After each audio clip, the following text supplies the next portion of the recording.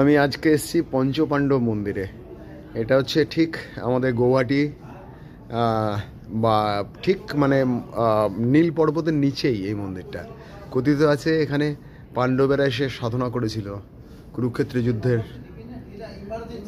জিতবার জন্য।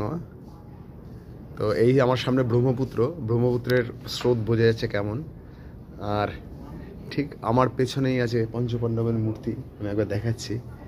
এনারা সাধনা করেছিল, এখানে মূর্তি এখনো বানানো আছে পঞ্চপাণ্ডবের। এইখানে বসে গণেশ এইখানে ওনারা সাধনা করেছিলেন।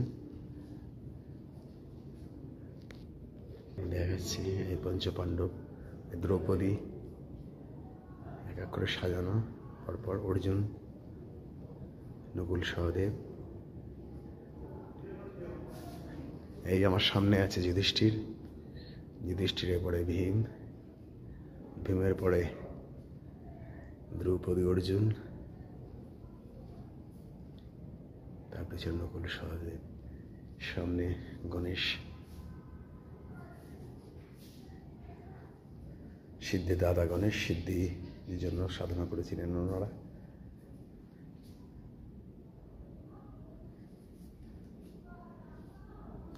দেবী দুর্গার নির্দেশে